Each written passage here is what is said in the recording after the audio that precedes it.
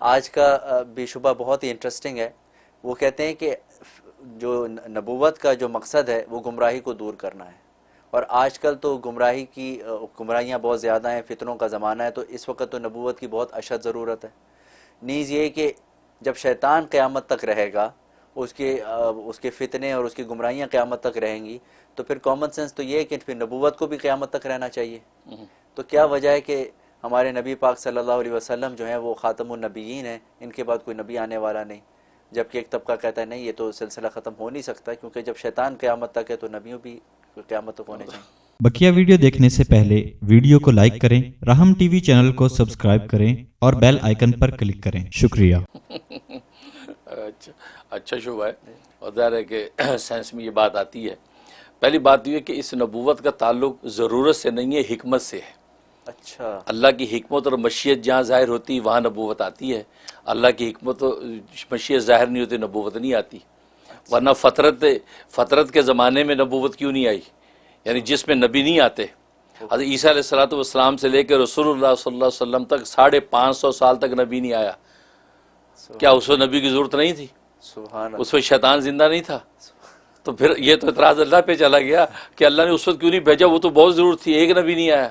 معلوم اللہ کی حکمت و مشیت نہیں تھی، اللہ کی حکمت مشیت نہیں تھی، لہذا نہیں آیا. فطرت کے زمانے میں 500 سال تک نبی نہیں آیا. سبحان اللہ. تو اس کا تعلق جو ہے ضرورت سے نہیں، یہی وہ جو مسٹیک ہے، آدمی ضرورت کو دیکھتا ہے. اس کا حکمت و مشیت سے تعلق ہے، اللہ کی حکمت مشیت پر فیصلہ ہوتا ہے. اگر یہی بات ہے تو آدم علیہ السلام کو نبوت کیوں دی؟ کیونکہ وہ جب آئے تو اس وقت فتنہ کا سوال ہی اکیلے آدم اور حوا ہی تو تھے. وہ کیا فتنہ وہاں کا ایک فتنہ تھا، وہاں کا خلق خدا موجود تھی کہ جس کو فتنے سے بچانا تھا.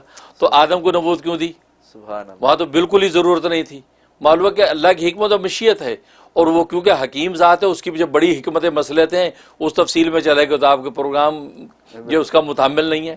تو کہنے کا مقصد ہے یہ سب سے پہلے یہ مسٹیک ہے کہ ضرورت ہے جی نہیں، ایک بات. اور دوسری بات یہ ہے کہ دیکھو دو پہلوانوں کا جو مقابلہ ہوتا ہے، دو مقابل ہوتے ہیں، انہی کو قائم رکھا جاتا ہے. شیطان کا نبی سے مقابلہ نہیں ہے، شیطان کا انسان سے مقابلہ ہے. اچھا، شیطان سے اکھاڑے میں مقابلہ انسان کا ہے، نبی کا نہیں ہے. نبی تو انسان کا انسٹرکٹر ہے. انسٹرکٹر ہے. ہاں، اس کو سکھاتا ہے کہ ایسے لڑنا، کشتی داؤ پہ یوں مارنا ہے، یوں بچنا ہے، یوں اس کو ڈھانا ہے. بالکل. تو نبی تو وہ انسٹرکٹر ہے. تو اصل میں تو بیچ نیچے انسان ہے. تو انسان جو ہے وہ کشتی کر رہا ہے شیطان کے ساتھ. تو جب شیطان باقی ہو تو انسان بھی تو باقی ہے. کہاں ختم ہوا ہے؟ سبحان اللہ. کیا مطلب انسان موجود رہے گا؟ لہٰذا انسان اور شیطان کی کشتی ہے. اب نبی کریم صلی اللہ علیہ وسلم نے یا انبیاء نے اپنے پہ زمانے میں انسٹرکشن دے دیے سب کو، کیونکہ نبی کا مقابلہ شیطان سے ہے نہیں. اگر اس سے مقابلہ ہوتا تو شیطان نبی کے زمانے میں فنا ہو چکا ہوتا. دیکھا، سبحان اللہ. کیوں باقی؟ اس کا مطلب ہے شیطان خدا نہ خاصا نبی اکرم صلی اللہ علیہ وسلم سے زیادہ طاقتور تھا. نبی دنیا سے چلے گئے، شیطان باقی رہ گیا. تو اگر ان سے مقابلہ ہوتا تو وہ تو ابلیس نبی ان کو ڈھا دیتے اور ان کو فنا کر دیتے. بالکل. تو لیکن اس کا مطلب ہے کہ تقابل اس سے ہے ہی نہیں.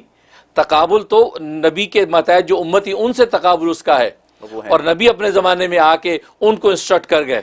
اب جب ان کو انسٹرکشن دے دی تو اب آگے نبی کے پاک صلی اللہ علیہ وسلم کے آگے نائبین بنا دیے. وہ نائبین وہی انسٹرکشن جو نبی نے دی تھی کہ کیسے داؤ پیچ کرنا ہے، وہ داؤ پیچ آج تک انسانوں کے اندر جو پہنچ رہے ہیں، مینوان پہنچ رہے ہیں. اور اس کے لیے انسٹرکشن بک بھی نبی چھوڑ کر چلے گئے کہ بھئی دیکھو اگر نہیں سمجھ میں آیا تو انسٹرکشن بک میں دیکھ لینا. سبحان اللہ. اور نائبین تمہیں سمجھا دیں گے کیا داؤ پیچ ہوں گے. سبحان اللہ. تو اللہ نے اکیلا نہیں چھوڑ دیا انسان کو.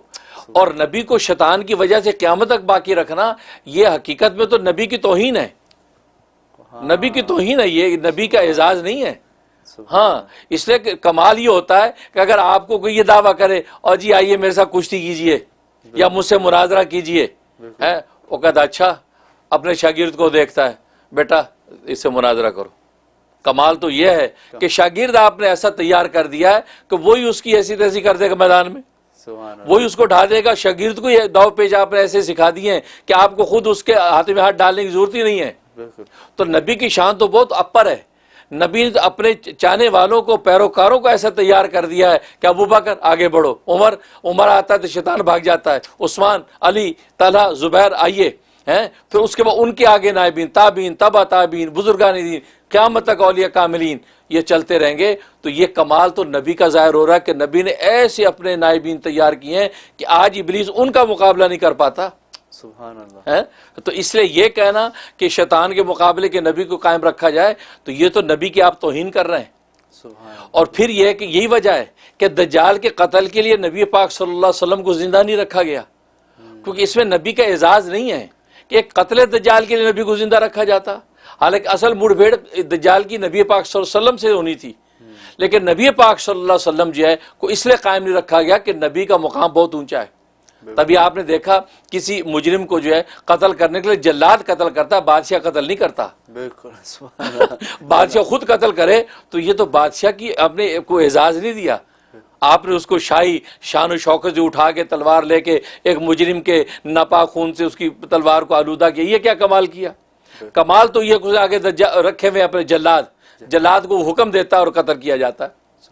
تو انبیاء کی شان وہ ہے کہ وہ دین کے بادشاہ وہ اشارہ کرتے ہیں اپنے غلاموں کو، چلو یہ شیطان کے ساتھ یوں کشتی کرنی ہے، اس کے یوں تم نے جواب دینا ہے، یوں لاہور والا پڑھو گے یوں ابلیس شیطان نفس مر جائیں گے، یہ کرو گے تو یوں ہو جائے گا، روزہ رکھو گے تو شیطان دفن ہوگا. تو گویا کہ یہ نبی کی سکے یہ اس کی شان ہے. سبحان اللہ. یہ تو بالکل نیا انسائٹ. بالکل. اس لیے قتل دجال کے لیے نبی کو نہیں رکھا، لیکن قتل دجال کے لیے نبوت والی شان چاہیے تھی.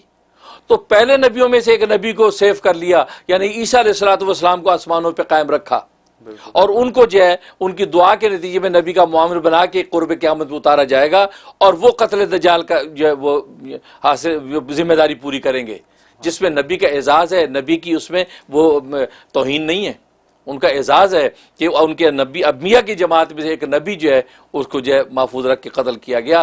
آپ کو اتنے لمبے انتظار میں نہیں بٹھایا گیا. سبحان اللہ. واقعی یہ تو انتظار یہ تو اس اور عیسیٰ علیہ السلام جب آئیں گے اس وقت جو ہے اللہ تبارک و تعالیٰ ساری انسانیت کو ہدایت عطا فرما دیں گے، اور دین حق جو ہے دین محمدی پورے عالم میں فائز ہو جائے گا.